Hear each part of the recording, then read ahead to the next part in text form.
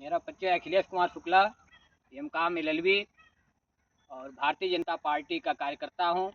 राष्ट्रीय स्वयंसेवक संघ से द्वितीय वर्ष प्रशिक्षित हूँ।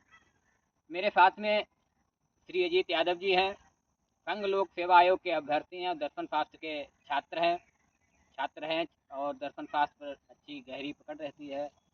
तो हमारा इनका यह सुनिश्चित हुआ था कि रविवार के दिन हमारा आपका संवाद होगा विभिन्न विषयों को लेकर के। तो हमारा अजीत जी आपसे पहला प्रश्न है, महर्षि अरविंद जी ने कहा था कि और उनके साहित्य इस बात का प्रमाण है कि 21वीं सदी में दुनिया के मनुष्यों में उत्कृष्टता का जागरण होगा, किंतु इतनी जनसंख्या बढ़ी हुई है, दुनिया में 8 अरब मनुष्य हैं, तो प्रकृति की निगाह में तो ये पृथ्वी एक पूरा परिवार है, वहाँ पर तो कोई देश या बाउंड्री वाल नहीं है। तो आप कैसे कह सकते हैं कि अरविंद जी का जो अतिमानव अर्थात उत्कृष्टता का जागरण मानव में कैसे होगा? पहले अखिलेश जी, मैं आपको बहुत साधुवाद देना चाहूँगा कि एक बहुत गहरे और बहुत मार्मिक और बहुत प्रासंगिक विषय पर आपने इस संवाद का शुभारंभ किया है।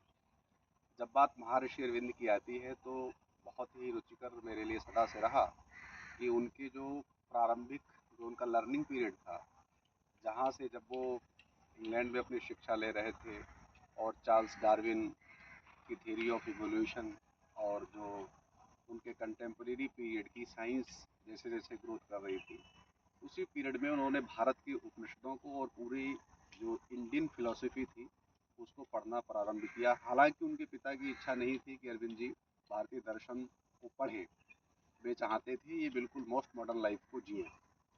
लेकिन हम लोग ऐसा मानते हैं कि विधाता के निर्देशानुसार व्यक्ति के अंदर चेतना जगती है और उसी ही कार्य के लिए अपने परिलक्षित गुणों के आधार पर सक्रिय हो उठती है। ऐसा कुछ महर्षि अरविंदों के साथ भी हुआ।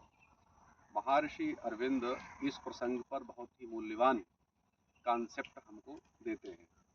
उन्होंने जो अति मानस की कल्पना की है, जो तुम एक बहुत सुंदर श्लोक पढ़ते हो, पूर्णमदः पूर्णमिदम्, इसका मतलब है कि हम एक परफेक्ट पर्सनालिटी की बात कर रहे हैं। महर्षि अरविंद का स्पष्ट मानना है कि जब तक व्यक्तित्व में आप चेंजेस नहीं लाएंगे, व्यक्ति के निर्माण के जो आवश्यक कम्प्लीमेंट्स हैं, जो आवश्यक साधन हैं, वे नहीं उसको उपलब्ध कराएंगे, तब तक मानवता के विकास में बहुत सी समस्याएं आती ही रहेंगी।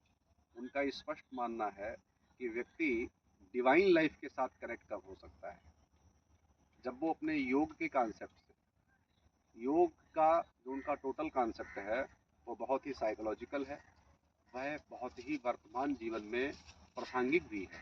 उनका एक क्लियर कॉन्सेप्ट है कि मनुष्य के जीवन में जब तक दिव्यता का प्रवेश नहीं होगा, तब तक उसकी लाइफ डिवाइन लाइफ के साथ जुड़ेगी नहीं और उसकी लाइफ परफेक्ट लाइफ हो नहीं पाएगी। सीधा मतलब है कि जब परफेक्शन की बात करते हैं तो जितने भी मनोविकार हैं, दुनिया गुण और दोषों से मिलकर के ही बनती है, लेकिन इसमें वे ही व्यक्ति सराहे जाते हैं जिन व्यक्तियों में सद्गुणों की भरमार होती है। जो लोग अपने व्यक्तित्व में दिव्यता के अंश को धारण कर संसार के सामने परिलक्षित करते हैं। समाज को जब उनकी जीवन से प्रेरणाएं मिलती हैं, ऐसे लोगों को ही संसार ने, समाज ने महापुरुष की संज्ञा दी है। तो उनका स्पष्ट मानना है कि हम सब जब डिवाइन लाइफ को जी सकेंगे, तब हम अपनी लाइफ को परफेक्शन क्यों ले सकेंगे। और परफेक्ट ह्यूमन वही कहा जाएगा जिस व्यक्ति की लाइफ में प्रॉपर इनर डिसिप्लिन होगा। और इनर डिसिप्लिन से स्पष्ट मेरा जो मतलब है वो यही है कि हमारा जो जीवन है लगातार डायनेमिक सिनेरियो में जी रहा है, इसमें कुछ तो ऐसा हो जो प्रॉपर बैलेंस हमारी लाइफ को दे। और प्रॉपर बैलेंस देने का जो सिस्टम है हमारे पास, वो योग ही है महर्षि अरविंदो की दृष्टि से। तो जिस योगा ऑफ सिंथेसिस की वो बात करते हैं, वो बात करते हैं कि संसार में रहते हुए एक बैलेंसिंग लाइफ कैसे जी जा सके। तो उसके लिए उनकी पुस्तक दिव्य जीवन है। हम सब लोग उनकी लाइफ डिवाइन बुक को पढ़ें तो मुझे ऐसा विश्वास है कि हम उसमें से ऐसे कुछ सूत्रों को खोज सकेंगे जो आज मानवता के लिए बहुत ही उपयोगी हैं। अब जब वर्तमान परिप्रेक्ष्य की बात करते हैं, हम भारत के देश के लोग सदा अपने आप को युवा राष्ट्र के रूप में देखते हैं। तो जब युवा राष्ट्र के रूप में आप देखते हो, तो युवाओं के साथ आज समस्या भी बहुत बड़ी मात्रा में है। वो समस्या कुछ इस तरीके की समस्या है कि आप देख रहे हैं कि युवाओं में मद्यपान की वृत्ति आ रही है, उनमें आलस्य आ रहा, उनमें कुंठा आ रही, उनमें डिप्रेशन आ रहा, बहुत टेंशनाइज्ड हैं, वे मिसगाइडेड भी हैं और वे अलग अलग प्रकार की प्रवृत्तियों में फंसे भी हैं। तो इन सब चीज़ों से निकालने का एक सहज तरीका है, लोगों को एक बहुत ही बैलेंसिंग लाइफ स्टाइल मिले। और बैलेंसिंग लाइफ स्टाइल जो है वो पूरी तरीके से हमको लाइफ डिवाइन में ही मिल सकता है। तो भगवत गीता पर जब उन्होंने कुछ चिंतन किया, उसके बाद उनकी बहुत ही प्रसिद्ध पुस्तक है एसेस ऑन द गीता, उसमें एक स्पेशल उन्होंने चैप्टर दिया है कि डिवाइन टीचर। तो भगवान कृष्ण को डिवाइन टीचर मानते हैं, एक गाइड मानते हैं, कोच मानते हैं। तो हमारी लाइफ का जब teacher, mentor, guide divine connectivity का होगा तो लाइफ में हम डिवाइन सेंसेस का संचार कर सकेंगे। और जब वो सारी चीज़ें आएंगी तभी हमारा जीवन दिव्य हो सकेगा। और मानवता को बैलेंस करने का यही फंडामेंटल जो है बेस है। तो इस तरीके से महर्षि अरविंद का तो दर्शन व्यापक है, बृहद है। और उस सब कुछ पर बात करने के लिए मुझे लगता है कि मुझे अधिक समय की आवश्यकता होगी, जो कि इस समय हमारे पास नहीं है। अब संवाद ही है तो फिर कुछ दूसरी जिज्ञासा भी शायद आपके हृदय में कौन रही होगी, तो उस पर हम कुछ बात करते हैं। भारतवर्ष में दो मंद मानसिक नशे प्रचलित हो गए हैं, एक है क्रिकेट, दूसरा है राजनीति। इसमें भारत का बहुत सा युवा वर्ग क्रिकेट खेलता है, 7, 8, 11 लोग खेलते हैं और 50, 60 लोग उसको, 100 लोग, 100 युवा, 200 युवा बैठकर देखते हैं। दूसरा है राजनीति।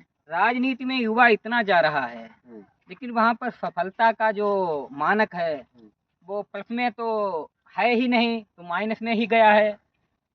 तो इस मंद मानसिक नशे से युवाओं को कैसे बचाया जाए और उन्हें एक सृजनात्मक स्वरूप देकर उन्हें अधिक सृजनात्मक मनुष्य बनाने का प्रयास कैसे कर सकते हैं?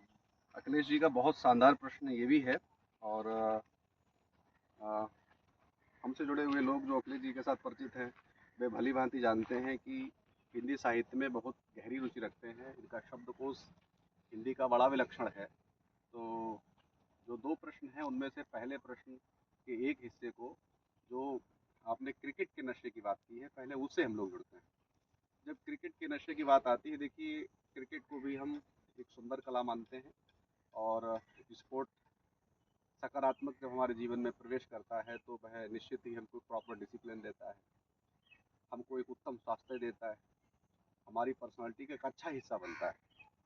लेकिन वह तब जब हम स्वयं खेलें। और बात आपकी बिल्कुल ठीक है कि जब 10-5 लोग खेलेंगे और लाखों की संख्या में दर्शक बैठ करके देखेंगे, तो दर्शक हो सकता है, मानसिक उल्लास जो हो सकता है उसको तो अभिव्यक्त कर सकते हो, लेकिन जो फिजिकल फिटनेस है आपकी, जो शारीरिक जो एक्टिविटी है आपकी, वह तो निश्चित प्रभावित ही होती है। तो और ये भी सच है कि वो नशा सा ही हो रहा है। काम करते हैं लोग और उसका स्कोर अपडेशन लगातार देखने के लिए इधर झांकते हैं, अपने मूल काम को छोड़ भी देते हैं। एक बहुत बड़ी समस्या है ये। तो इसके साथ साथ मैंने कहीं पढ़ा था, विवेकानंद जी ने कहा कि गीता के उपदेशों की तो बाद में आवश्यकता है, पहले फुटबॉल क्रिकेट मैच के लिए मैदानों की आवश्यकता है। तो हमारे पास जब मैदान हो, खेलने के लिए उचित स्थान हो और थोड़ा समय भी हो, लाइफ स्टाइल में चेंजेस हो, जीवन में प्रॉपर डिसिप्लिन हो, तो ये सब कुछ करने में हम सक्षम हो सकेंगे। तो जो वो नशा सा हो रहा है, वो नशा अगर सक्रियता के साथ, सृजनात्मक ऊर्जा के साथ हमारे पास आ सके तो निश्चित ही वो कल्याणकारी हो सकता है।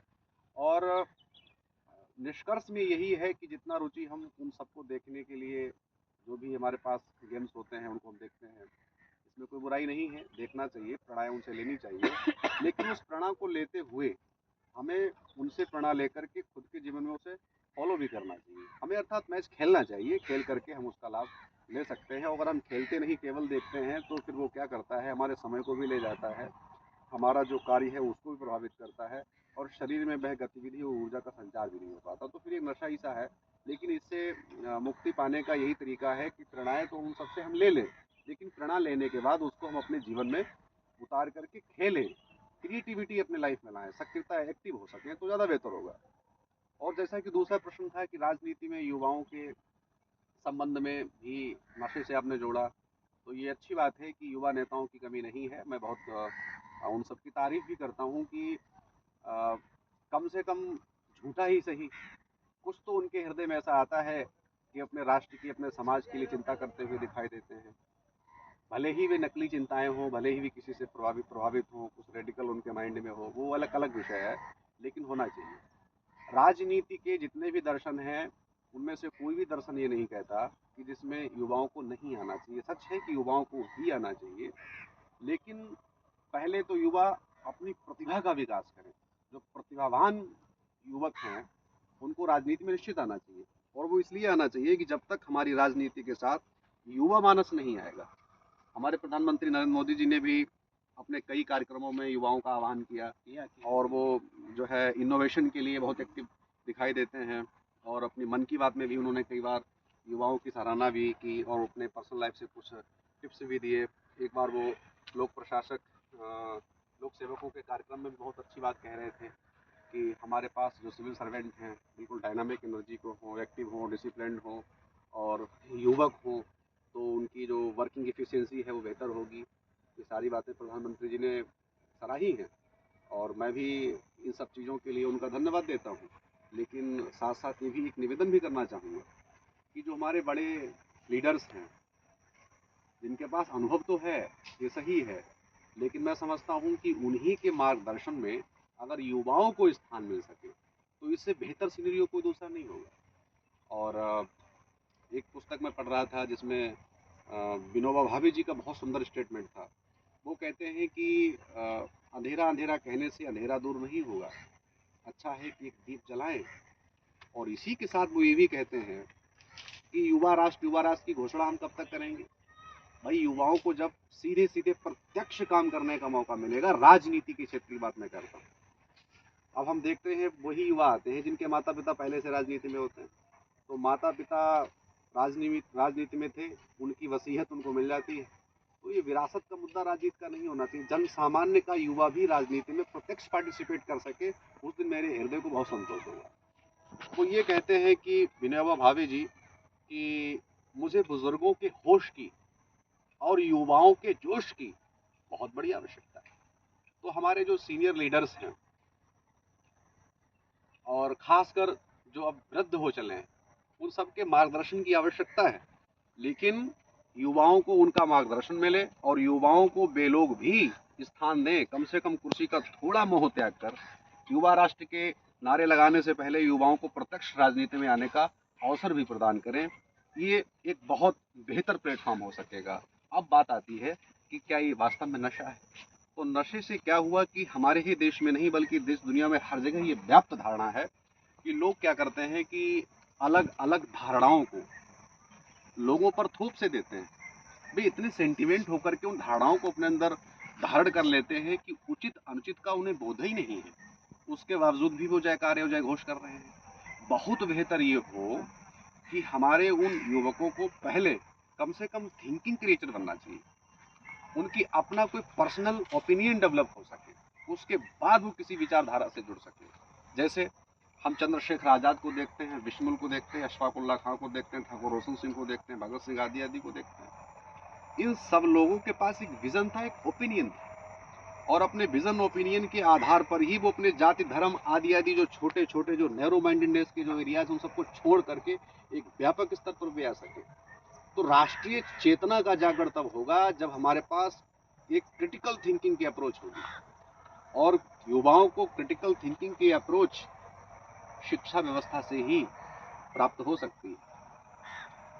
लेकिन मुझे बहुत निराशा होती है कि भारत कभी ऋषियों का, गुरुओं का, मनीषियों और विद्वानों का राष्ट्र था, जब इसकी कोई भी यूनिवर्सिटी वैश्विक स्तर पर साझेदारी नहीं करती। यहाँ के युवा पर्सनल लेवल पर अपना जो भी एफर्ट डाल करके वैश्विक स्तर पर अपनी प्रतिभा को परिलक्षित कर रहे हैं, लेकिन बहुत संकोच के साथ ये कहना पड़ रहा है कि सरकार की नीतियाँ और सरकार के जो प्रोग्राम्स हैं, उनमें जो शिक्षा व्यवस्था को ढीली रवैया से देखते हैं, ये चीज़ मुझे व्यक्तिगत तौर पर बहुत निराश करती है। मैं चाहता हूँ कि इन सब चीज़ों पर सुधार हो और एक क्रिटिकल थिंकर्स के लेवल पर युवाओं का डेवलपमेंट हो, बहुत बेहतर होगा। और इसके साथ साथ हमारे समाज में बहुत से ऐसे वॉलंटियर्स भी हैं जो युवाओं को ट्रेनिंग दे रहे हैं, युवा लेवल पर काम कर रहे हैं। जैसे रामकृष्ण मठ भी बहुत बेहतर तरीके से इस विषय पर काम कर रहा है। आप गायत्री परिवार को देख सकते हैं, वो लोग भी युवाओं को लेकर के बहुत अच्छा काम कर रहे हैं। नशा है और इसके साथ साथ जो व्यसन विकार आदि जो युवाओं की प्रॉब्लम्स हैं उन सबको फाइंड आउट करके एक नई लीडिंग वो लोग हमको दे रहे हैं।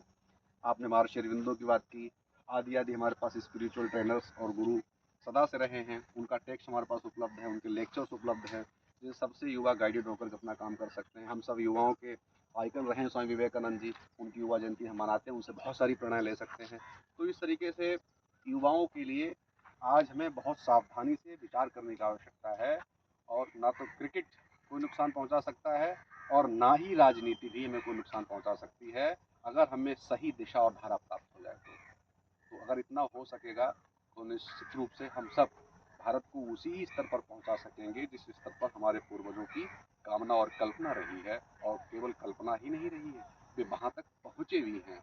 जब आज दुनिया के पटल पर हमारे उस प्राचीन साहित्य को रखा जाता है तो पूरी दुनिया ही उससे आलोकित होती है। तो ये सब उनकी मेधा ने, उनकी प्रज्ञा ने इस स्तर पर सब कुछ दिया है।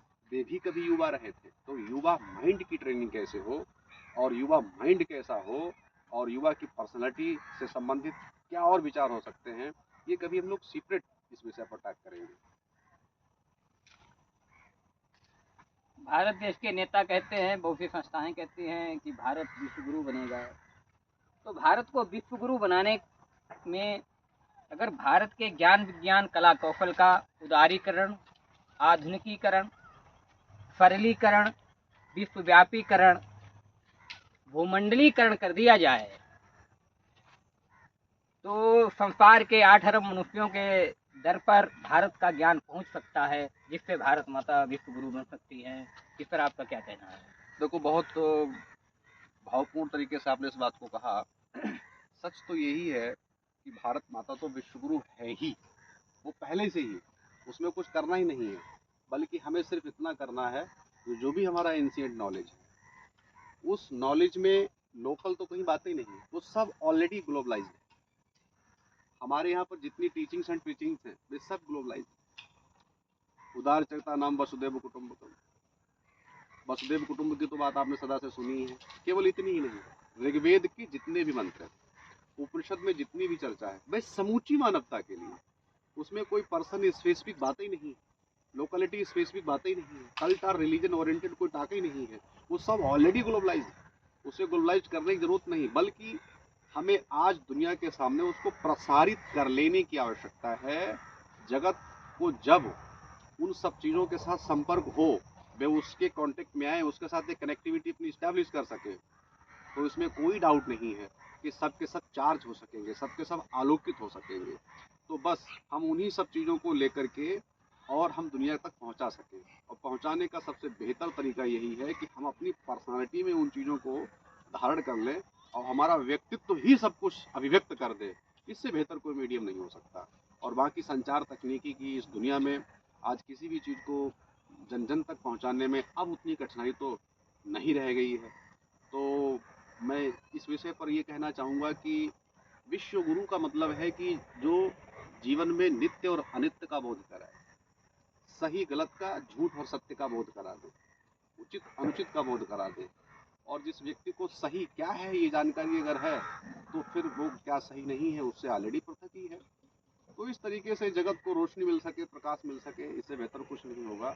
और ये हम सब की नैतिक जिम्मेदारी है। और बस थोड़ा सा काम यही करना है कि हम सब पीछे लौटे, जैसे दयानंद सरस्वती जी ने कभी नारा दिया था कि वेदों की ओर लौटे। जब वेद की तरफ जाओगे, उसके साथ आपका संपर्क होगा तो वह आपसे कुछ बातचीत करेगा। तो ऋषियों की जो प्राचीनतम ज्ञान विज्ञान की पद्धति रही है वह आज भी एक्टिव है।